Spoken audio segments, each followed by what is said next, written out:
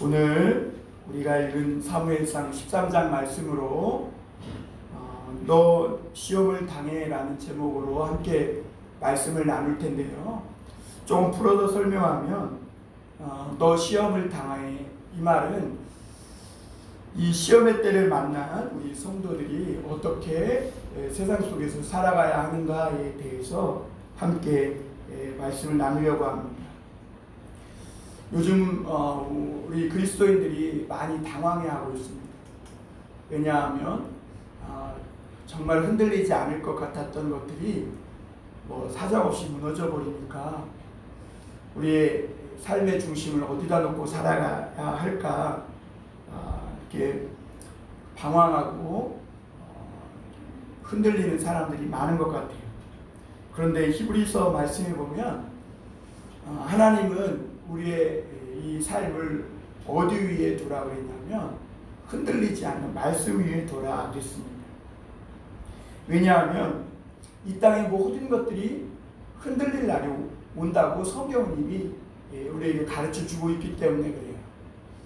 한옥을 지을 때 가장 중요한 일이 뭐냐면 이 한옥의 기초를 놓을 땅을 잘 다지는 것입니다. 이 땅을 잘 다져놓지 않으면 그 위에 아무리 멋들어진 집을 지은다 해도 이 집이 얼마 못 가서 이 집안이 약해가지고 무너져 버린다는 것이죠. 그러니까 오늘 우리 그리스도인들에게도 이 어수선하고 참 시험의 때 모든 것이 막 사정없이 흔들려 버리고 이 길로 가면 내가 분명히 성공할 수 있을 것 같아. 그래서 그것을 준비했는데 그런 모든 것들이 정말 와장창 무너져 내릴 때 우리가 어디에 우리 삶의 기초를 두고 살아야 하는가?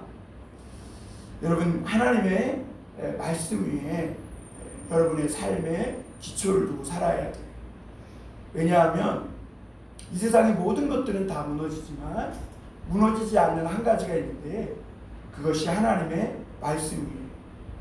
그래서 이 사무엘이라는 선지자가 이스라엘 백성들이 왕정시대, 다시 말하면 이 왕이 다스리는 나라를 요구할 때에 그래서 그들에게 하나님이 사울 왕을 세울 수 있도록 해주셨잖아요.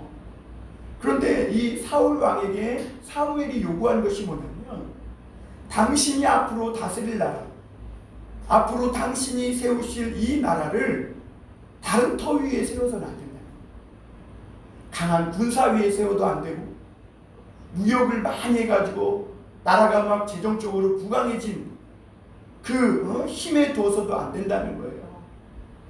반드시 흔들리지 않는 이 하나님의 말씀 위에 이 나라를 세울 때 당신의 나라가 영원할 것이라고 분명히 가르쳐주고 있음을 보게 됩니다. 그래서 이스라엘 왕이 하는 일이 뭐냐면 백성들로 하여금 하나님의 말씀을 잘 순종하게 하는 일을 하면 됩니다. 그러면 이스라엘의 왕은 통치를 잘 하는 거예요. 그래서 이스라엘 왕은 왕으로서 역할을 하면서도 늘 갈등이 있는 거예요. 왜냐하면 하나님의 말씀을 잘 듣게 할 것인가 아니면 사람의 말을 듣고 통치할 것인가, 이 두 사이에서 날마다 흔들리는 거예요. 쉽게 말하면 하나님 눈치 볼 것인가 사람 눈치 볼 것인가. 그러니까 하나님 눈치를 보면 사람에게는 종종 조롱거리가 돼요. 하나님 눈치를 보면 사람들이 비웃어요. 심지어 믿지 않는 가까운 가족조차도 이렇게 경멸의 눈빛으로 볼 때가 있어요. 그런데 중요한 사실은 그럼에도 불구하고 이 하나님 눈치를 보며 살아가면 하나님은 반드시 그 사람의 인생을 점점 강하게 하시고 그 사람의 삶을 점점 강성하게 하시는 한편 반대로 사람 눈치를 보면서 사람 말을 들으면 그때 당장은 편안해요. 그리고 막 사람들이 달라붙는 것 같고 사람들이 좀 모이는 것 같아. 그러나 결국에는요 망하게 돼 있고 스스로 올무에 걸리게 돼 있다는 것이죠. 오늘 말씀에 13장 1절에 보면 사울이 왕이 될 때에 40세라 그가 이스라엘을 다스린 지 2년에 이렇게 말하고 있어요. 이스라엘 다스린 지 사울 왕이 몇 년이 됐다고요? 2년째 됐다는 거예요. 2년째. 다시 말하면 이 사울 왕이 다스린 지 2년이 됐다는 것은 사무엘이 그 사울 왕에게 장차 하나님이 주실 이 이스라엘이라는 나라를 당신이 세워가야 할 왕으로 세워줄 텐데 어떻게 다스려야 하는지를 가르쳐줬잖아요. 그럼 이제 이 2년은 사울 왕의 통치 스타일이 나타나는 시간이에요. 이 사울 왕이 하나님의 말씀을 사무엘로부터 가르침을 받고 2년 동안 어떻게 이 나라를 다스리는가에 대해서 나타날 만한 시기가 되는 것이죠. 우리가 전에도 말씀을 배웠듯이 사울 왕은요, 왕으로 세워지기 전에 하나님께서 놀라운 영적 은혜의 축복을 줬어요. 사울 왕은 먼저 하나님의 말씀이 성취되는 그런 맛을 보게 해주셨어요. 많은 사람들이 하나님을 믿으면서도 하나님의 말씀이 살아있다는 것을 맛보면서 신앙생활하는 사람 많지 않거든요. 그냥 말씀은 말씀이고 종교는 종교다 이렇게 생각하고 교회 다니는 사람들 많아요. 그냥 하나의 도덕적 교훈이다 이렇게 생각하고 교회 다니는 사람이 많아요. 그런데 하나님은 이 사울 왕에게 그게 아니고 하나님의 말씀은 정말 살아가지고 역사하고 있다는 거고 그것을 이 사울 왕에게 분명히 맛을 보여줬어요. 그리고 이 사울 왕은 하나님의 성령의 체험도 하나님께서 하게 해주셨어요. 그래서 하나님의 성령이 임하다 보니까 갑자기 막 성령의 감동 속에서 은혜가 충만해서 막 예언을 하기 시작하고 하나님의 말씀을 막 선포하기 시작합니다. 그러니까 주변에 이웃 사람들이 사울을 잘 알았었는데 사울이 어떤 사람인지 아는데 갑자기 은혜가 충만해서 막 예언도 하고 이러니까 사울도 선지자 중에 있느냐 그러면서 사울을 비웃고 깔보는 투로 말하는 것들을 볼 수가 있었지. 어쨌든 사울은 그렇게 성령의 체험을 성령의 은혜의 감동을 알았던 사람. 또 이 사울은 하나님께서 이 전쟁에서 도와주셔서 승리한 경험도 있어요. 이 암몬 왕 나하스의 공격을 받았을 때 이스라엘은 이길 수 있는 전력이 없었어요. 그런데 하나님께서 왕벌을 보내셔가지고 하나님이 도와주셔서 승산이 없는 이 전쟁에서 이기게 하시는 그런 놀라운 경험도 해주셨어요. 그 이 2년 동안 그리고 이제 2년이 지나고 있는데 이 놀라운 은혜와 하나님의 말씀의 이 맛을 본 이 사울왕.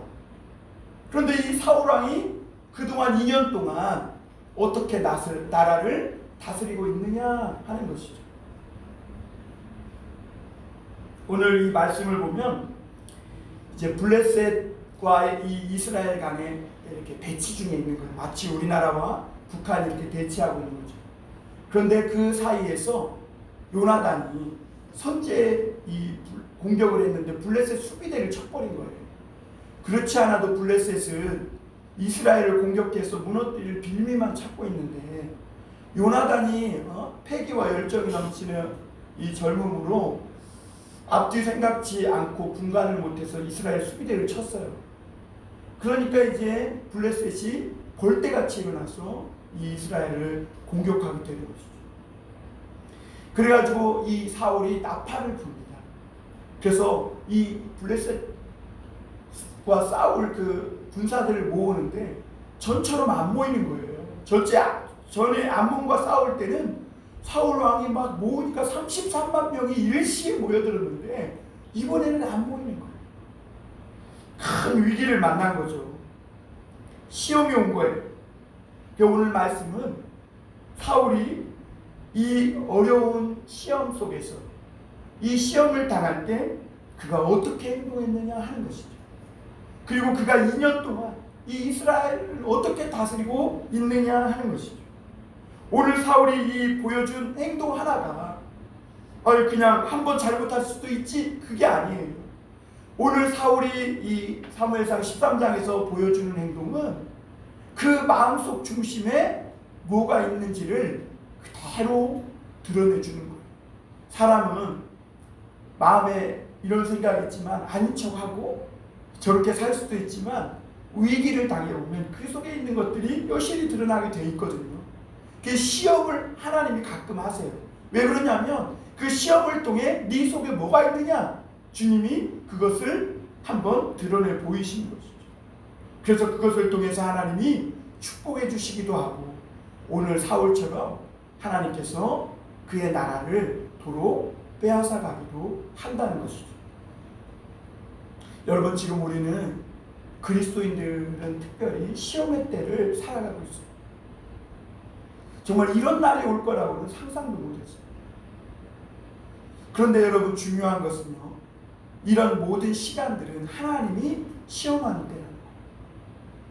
그동안 너가 좋을 때, 모든 것이 잘 될 때, 그렇게 막 교회 다니고 열심히 하는 척 했는데 이 시험의 때는 어떠하냐는 거죠. 내 속에 뭐가 있느냐 하는 것을 주님이 요구하시는 것이죠. 이 시험의 때는 시금석을 구별하는 때, 내 힘으로 살 것이냐 아니면 하나님의 힘으로, 하나님의 은혜로 살 것이냐를 결정해야 되는 때가 온 거예요. 그럼 이 시험의 때를 만난 성도들이 어떻게 이 시기를 잘 극복하며 살아갈 수 있는가? 무엇보다 이 시험의 때를 만난 성도들은요, 하나님의 은혜를 계속해서 붙잡아야 한다는 것. 여러분, 우리가 좋을 때만 하나님의 은혜로 살아온 것이 아니라 힘들 때 더 하나님의 은혜로 살아가야 합니다. 오늘 사울 왕은 암몬 왕 나하스로부터 승리하고, 하나님의 도움으로 승리하고, 많은 사람들이 이 사울이 무슨 왕이 되겠느냐라고 반대했을 때 자신이 왕이 될 수 있음을 하나님께서 은혜로 증명해 보여주셨어요. 그래서 왕이 됐어요. 그리고 2년 동안 그가 하나님의 은혜로 잘 왔어요. 그런데 그가 생각지도 못한 큰 복병을 만나게 됐는데 블레셋 군사가 쳐들어온 거예요. 그런데 이 어려운 위기 속에서 사울은 그 전에 암몬 왕과 싸워본 경험이 있기 때문에 이번 블레셋의 군사가 아무리 많고 암몬 왕 나았을 때보다 더 위기에 직면했을지라도 하나님의 은혜를 붙잡아야 하는데 오늘 사울 왕은 그러지 못했다는 거예요. 내 힘으로 해보려고 했다는 거예요. 이 어려운 때를 자기 능력으로 해결해 보려고 했던 것을 볼 수가 있습니다. 무엇보다 이스라엘의 왕이, 사울 왕이 세워지면서 이스라엘은 왕정 시대에 들어갑니다. 이게 무슨 말이냐면 사울 왕이 초대 왕이잖아요. 근데 초대 왕들이 가장 힘든 것이 여러분 뭘 거라고 생각해요?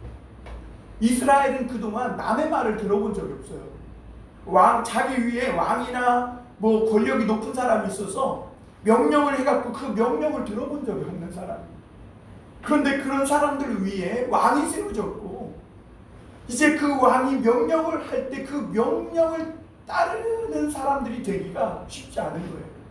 그러니까 사울 왕은 초대 왕으로서 누구 말을 한 번도 들어본 적이 없는 이 이스라엘 백성을 다스린다는 것이 보통 힘든 일이 아니었을 거예요. 그러니까 하나님의 은혜가 있었기에 2년 동안도 다스려왔지, 그렇지 않았으면 다스리지 못했을 거예요. 오늘 말씀에서도 보세요. 사울 왕이 나팔을 불어서 블레셋 군사가 쳐들어왔으니까 군사들은 모이십시오 그랬는데 안 모이는 거예요. 전처럼 안 모여요. 왜? 남의 말을 들어본 적이 없거든요. 그러니까 이 이스라엘의 사울이 왕이 됐어도 여전히 하나님의 은혜가 있어야만 일이 되는 거예요. 그러니까 사울 왕은 나팔 불면 자기가 왕이기 때문에 나팔만 불면 모일 줄 알지만 절대 그렇지 않아요. 하나님의 은혜가 없으면 나팔을 불어도 한 명도 안 모이는 거예요. 그나마 좀 모이긴 모였는데 어떻게 됐어요?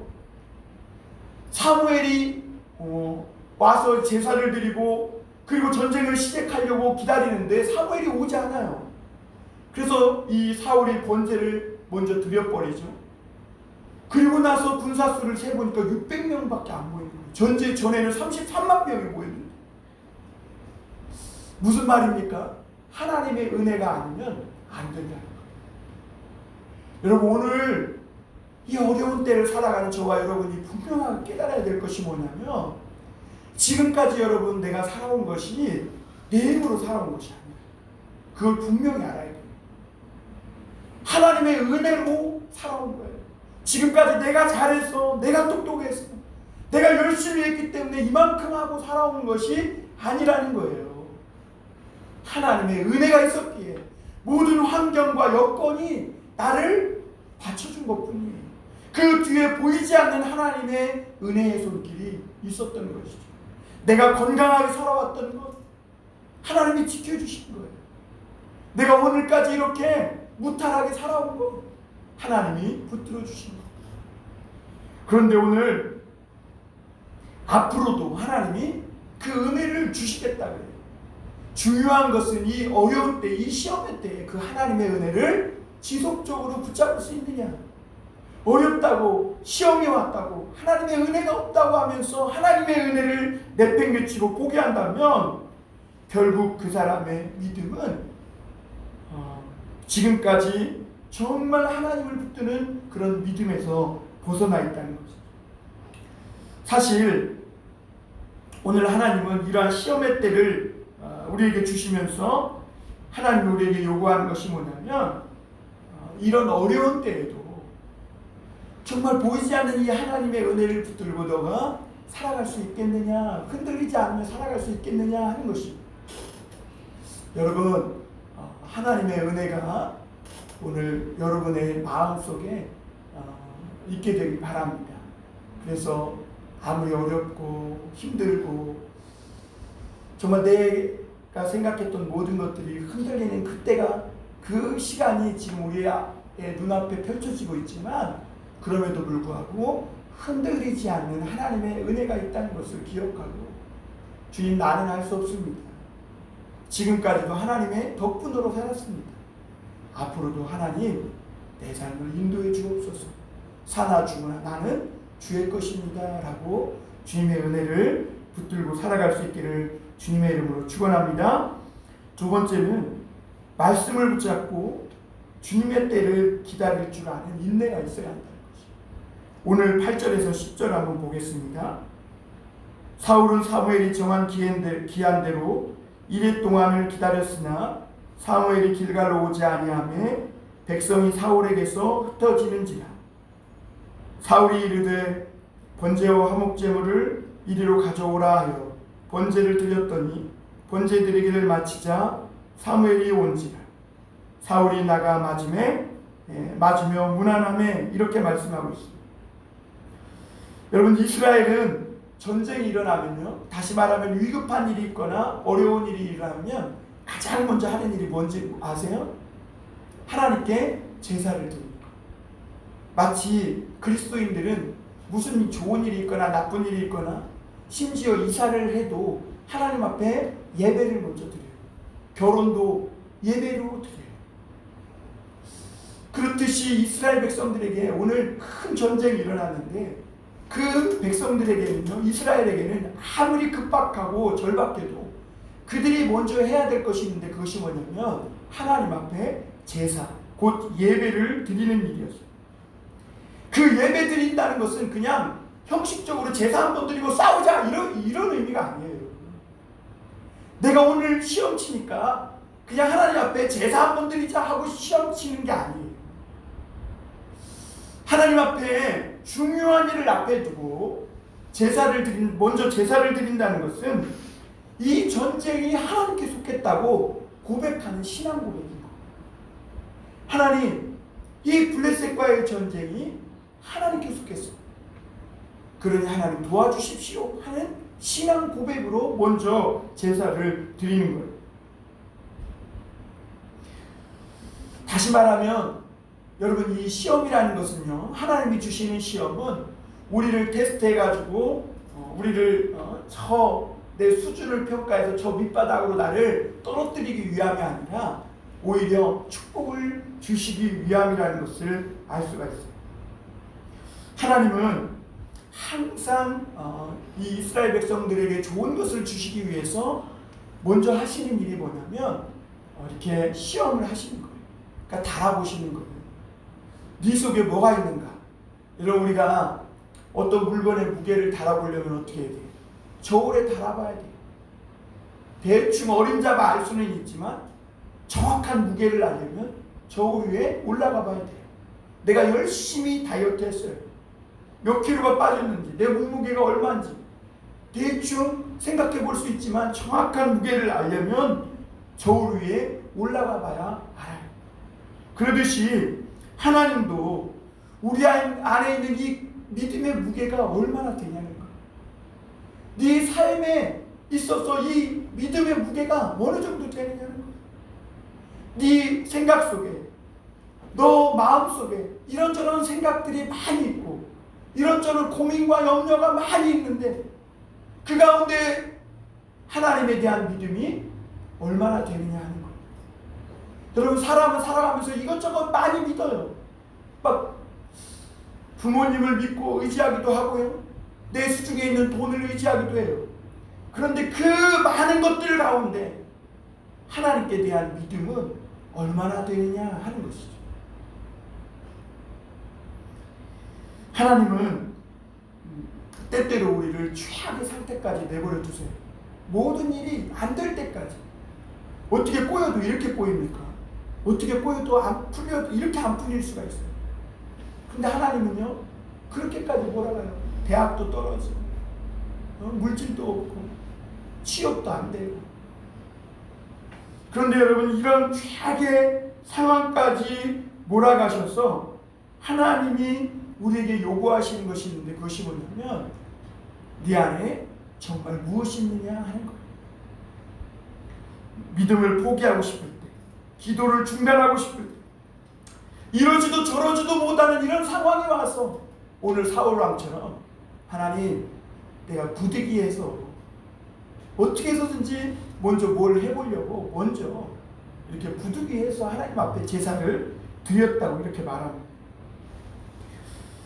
중요한 것은 하나님이 왜 우리를 이러지도 저러지도 못한 부득이한 상황 가운데 우리를 집어넣으시냐면 하나님 내가 어떤 사람인지 다 알아보는 거예요.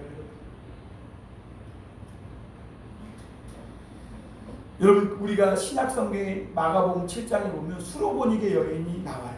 이 수로보니게 여인은 자기 딸이 흉악한 귀신이 들렸는데 예수님이 이 모든 질병을 고치시고 귀신을 내쫓아 건강하게 회복시켜 주신다는 소식을 듣고 예수님께 옵니다.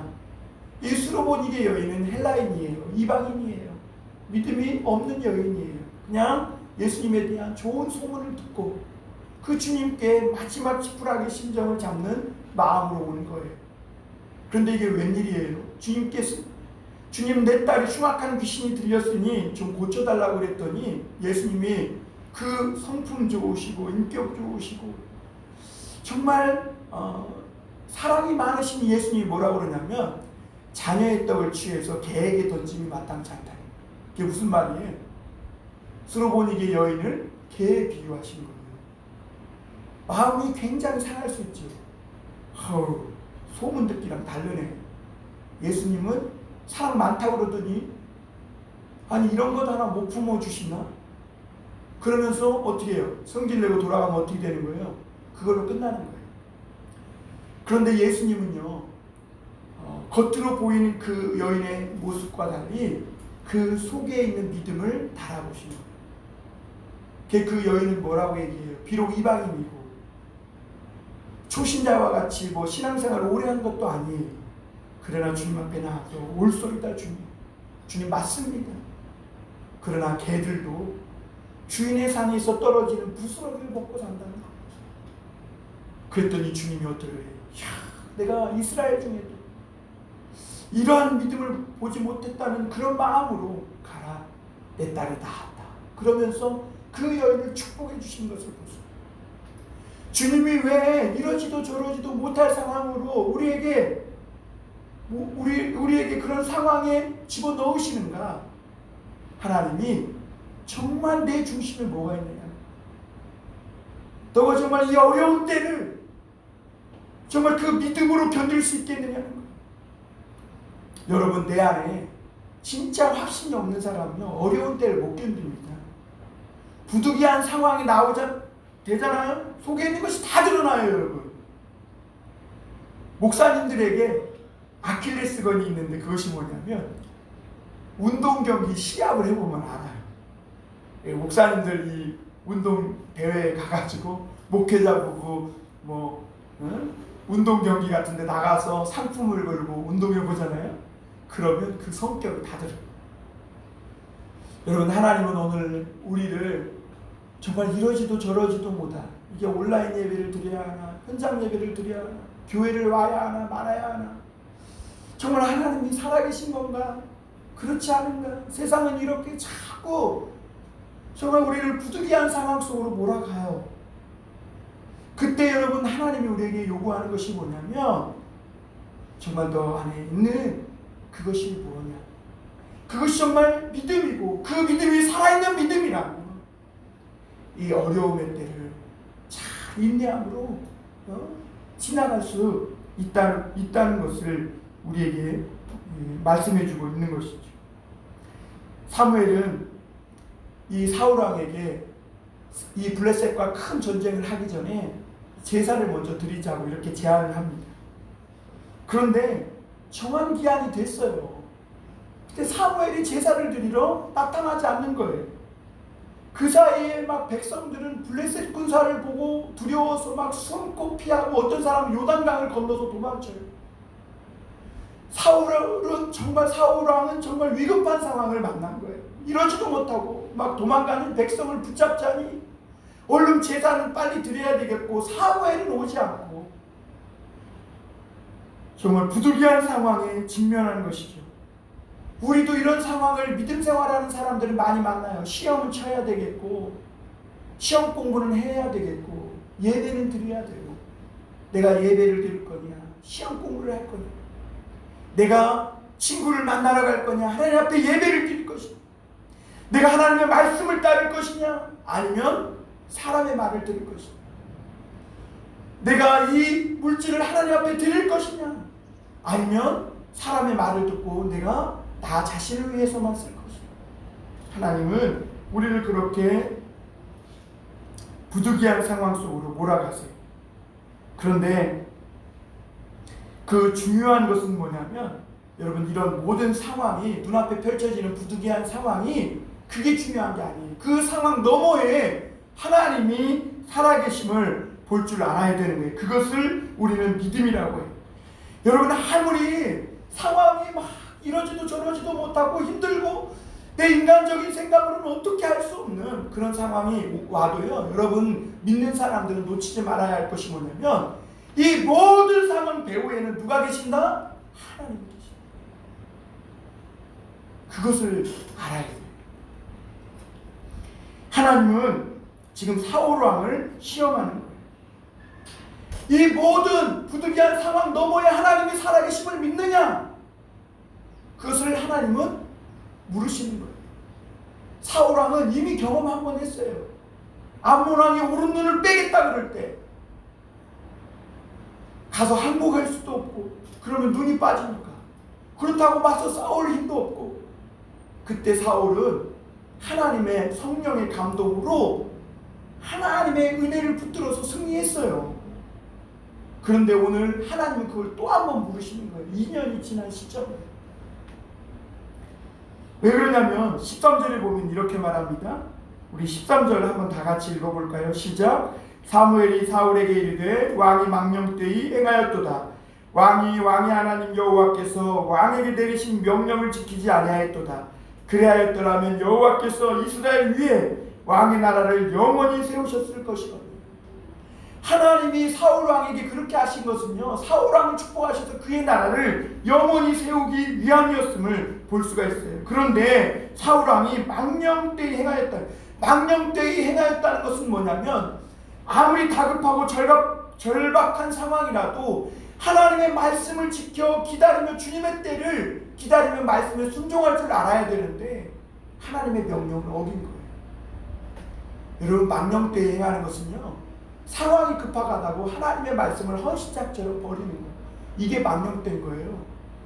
여러분, 이 야곱의 형인 에서가 사냥에서 갔다 와서 막 배가 고프다고 팥죽 한 그릇에 하나님의 말씀을 버려버려요. 그때 하나님은 히브리서 기자를 통해서 뭐라 그래요? 이 에서의 행동이 망령된 행동이라고 말하는 거예요. 여러분, 사람을 제일 힘들게 하는 것이 뭔지 알아요? 다급할 때는 뭐라도 해야 되는데 아무것도 못하고 아무것도 안 하고 기다려야만 될 때, 이때 사람이 미쳐버리는 거예요. 사람이 다급하면 뭐라도 해야 되는데 아무것도 못하고 기다리고 있어야만 되는 것이죠. 이 속 터지는 것이죠. 사울왕은 자기가 결단해야 된다고 생각했어요. 사람을 잡아야 되겠다는 거죠. 제사를 자기가 드려서 하나님께 은혜를 구해야 되겠다, 이런 생각을 한 거예요.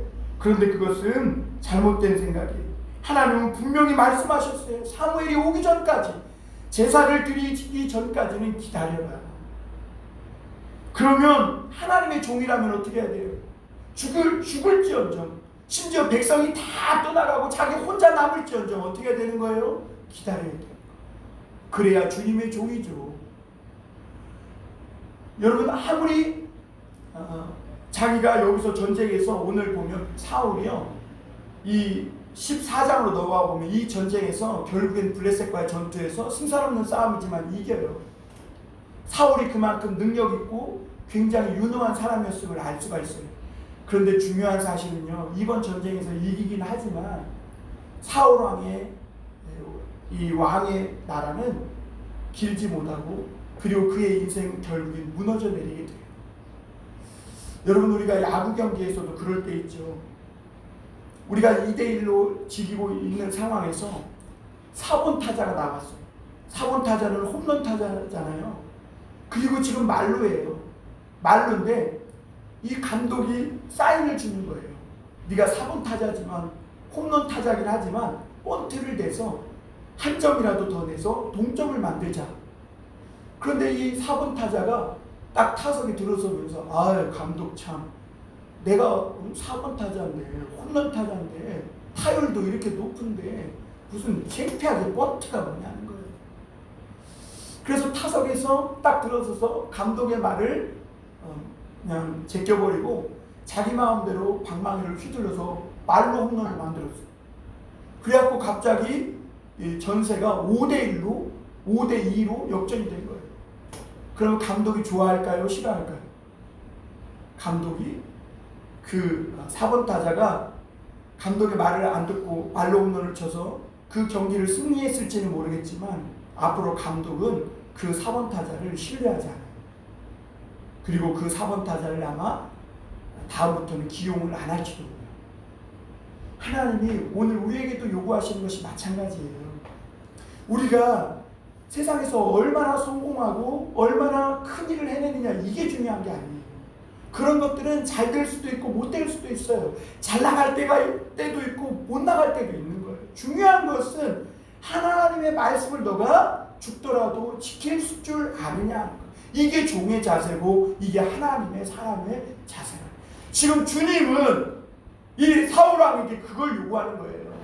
근데 사울왕이 그것을 어기고 자기 능력과 싸워서 블레셋과 싸움에서 이기긴 했지만 하나님은 이미 자기의 마음에 맞는 다른 사람을 구했다고 오늘 말씀하고 있는 거예요.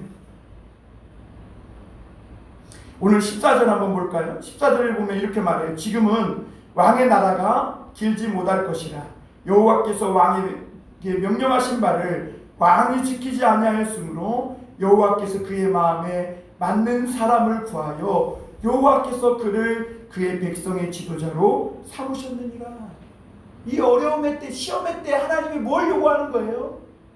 하나님의 마음을 알아차리고 하나님의 말씀을 순종하며 때를 기다릴 수 있느냐 하는 거예요. 자기가 먼저 나섰어.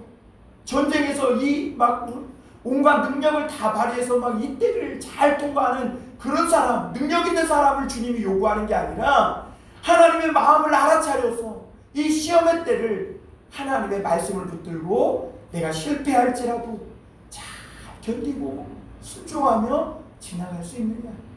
너에게 그런 믿음의 용기가 있느냐? 실패를 해도 하나님과 함께 실패할 수 있는 그런 용기가 있느냐? 주님은 그걸 요구하죠. 우리가 기업체에서도 그렇죠. 내가 이거를 내 능력을 해서 막 이렇게 저렇게 해가지고 하면, 그리고 수단과 방법을 가리지 않으면 잘 승진할 수 있는데, 하나님의 방법대로 하자고 하다 보니까 실패하게 생겼는 거예요. 그런데 그런 실패할 수 있는, 하나님의 말씀을 붙들고 실패할 수 있는 용기가 있느냐 하는 것이죠. 하나님은 지금 그것을 묻고 계신 거예요. 사울 왕은 지금 하나님의 말씀을 붙잡아야 하느냐, 자기가 번제를 드려서 사람을 붙잡아야 하느냐, 갈등이 일어난 것이죠. 그러나 사울은 이 시험에서 지고만 사람을 붙잡기 위해서 자기가 번제와 화목제를 드리는 거예요. 왜냐하면 하나님 믿는 사람들에게 가장 힘든 것이 뭐냐면 만약이라는 거죠. 만약 이렇게 했는데 하나님이 안 도와주시면 어떡하나, 그래서 실패하면 어떡하나. 여러분, 이 어려운 때에 하나님의 말씀을 붙들고 실패하게 된다면 실패하는 자리까지 나아가겠다고 할 수 있는 그런 믿음의 용기가 있기를 주님의 이름으로 축원합니다. 여러분, 믿는 사람들에게 신앙생활은 기다리는 삶이에요. 사도행전 1장 4절에서도 보면 예수님이 예루살렘을 떠나지 말고 내게서 들은 바 아버지께 약속하신 것을 기다리라 그랬어요. 초대교회 성도들은 예수님을 믿는 사람들을 십자가에 못 박아 죽인 로마 군인들의 핍박이 심해지고, 그런데도 불구하고 그 위기와 위험 속에서 마가의 다락방에 모여서 주님 말씀을 붙들고 기도했어요. 그런데 그때 주님의 말씀을 붙들고 기다리니까 기다린 대로 하나님의 성령이 임하셨고, 사람이 하는 것이 아니라 하나님이 하시는 그때, 주님의 때를 기다리니까 주님께서 일하시기 시작한 거. 여러분, 사람이 하는 거 별거 아니에요. 하나님이 하실 때까지 실패하면 그 실패를 붙들고 그냥 기다리세요. 그러면 하나님이 하실 거예요. 오늘 마지막으로 한 가지 더 우리가 나눌 말씀은, 종은 변명하지 말아야 된다는 거. 시험의 때를 지나면서 종이 하나님 이래서 이거는 안 되고 저래서 안 되고 그래서 내가 이렇게 했다고, 이런 식의 사람이 되지 말아야 한다는 거예요.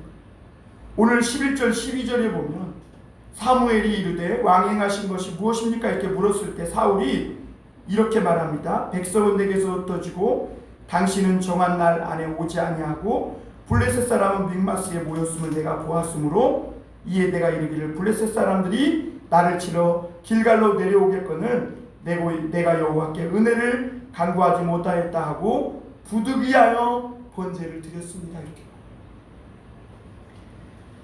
사울이 제사를 딱 끝나자마자 사무엘이 도착합니다. 그래서 사무엘이 물어요.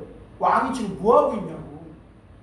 그 부득이하게 제사를 드렸다는 거예요. 왜냐하면 당신을 정한 시간까지 기다렸는데 안 오니까.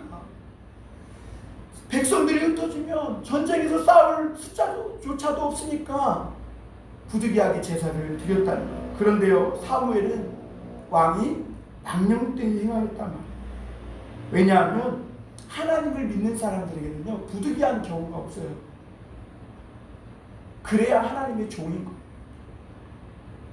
부득이해서 내 마음대로 한다면 그건 내가 내 삶의 주인이지 하나님의 종이 아니죠.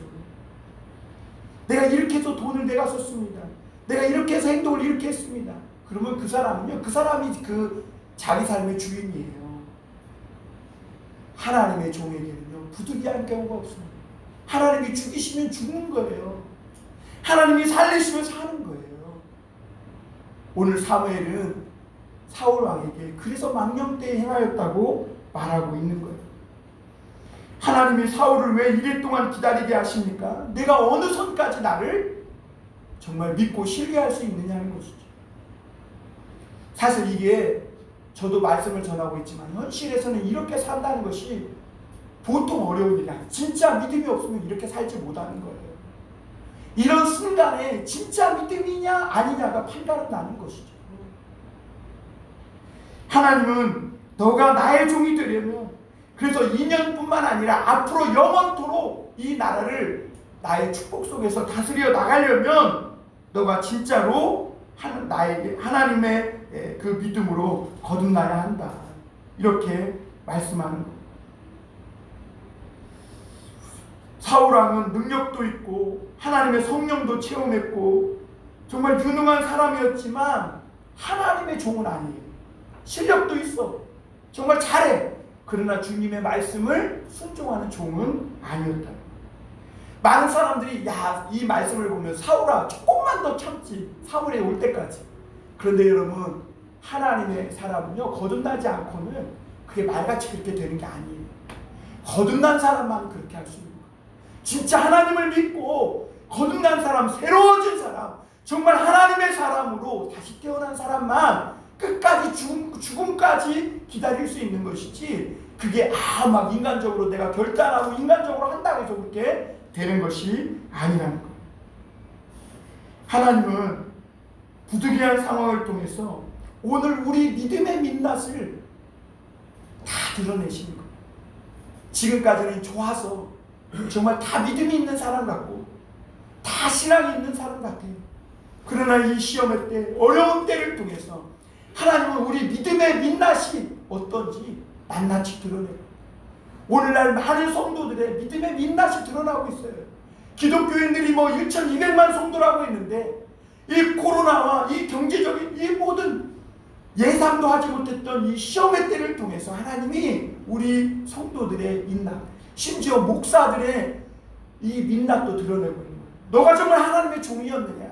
너가 정말 하나님의 성도였느냐? 그 민낯을 드러내고 있는 거예요. 그런데 왜 하나님이 그렇게 드러내냐면 죽으라고 기도해도 길이 열리지 않는 그런 상황 속에서도 하나님의 말씀을 붙들고 정말 우리에게 믿음이 있다고 하나님의 종이라고 고백할 때 하나님은 그 위에 하나님의 영원한 나라를 세우기 위함이라는 것, 축복해 주시기 위함이라는 것을 오늘 말씀을 하고 있어요. 그래서 사무엘이 당신이 만약 여호와의 명령을 죽더라도 지켰다면 하나님께서 당신 위에 영원한 나라를 세웠을 것이라고 말씀하고 있는 것이죠. 사랑하는 성도 여러분, 오늘 사울이 당한 이 위급함과 급박함은 현실적으로는 정말 우리 사람들에게는 죽는 것과 같아요. 그러나 겉보기와 달리 사실은 하나님이 사울을 축복하시고자 하는 일이었다는 것, 테스트였다는 것, 시험이었다는 것을 우리가 알 수가 있어요. 정말 급박한 상황 속에서도 하나님을 신뢰할 수 있느냐 하는 것이죠. 오늘 말씀을 되짚어 볼 때 분명한 사실 하나는 뭐냐면 하나님이 택한 성도들에게는요 아무리 어려움이 막 너무너무 지륵 같은 어둠처럼 막 두텁게 임할 때에도 절대 절망은 없다는 거예요. 여러분 이 말씀을 꼭 믿으세요. 내가 심지어요 십자가에 달려 죽어도 예수님처럼 죽어도 하나님 말씀 믿고 그렇게 죽으면 주님이 어떻게 해요? 다시 살리시죠. 하나님께서 자기 이삭을 독자 이삭을 달라고 그럴 때 아브라함처럼 그 이삭을 하나님 말씀 붙들고 정말 죽이면 하나님이 다시 살리신다는 믿음으로 살 때 하나님은 축복해 주시는 거예요. 하나님이 이런 시험의 때를 통해서 우리에게 요구하시는 것이 너는 죽으라는 거예요. 그리고 이제 예수님만 바라보라는 거예요. 그러면 하나님께서 영원한 축복을 주신다는 거예요. 여러분 이 어려운 때를 그 놀라운 믿음으로, 이 시험의 때를 그 믿음으로, 살아있는 믿음으로 승리하는 저와 여러분들이 되시기를 주님의 이름으로 축원합니다. 기도하겠습니다.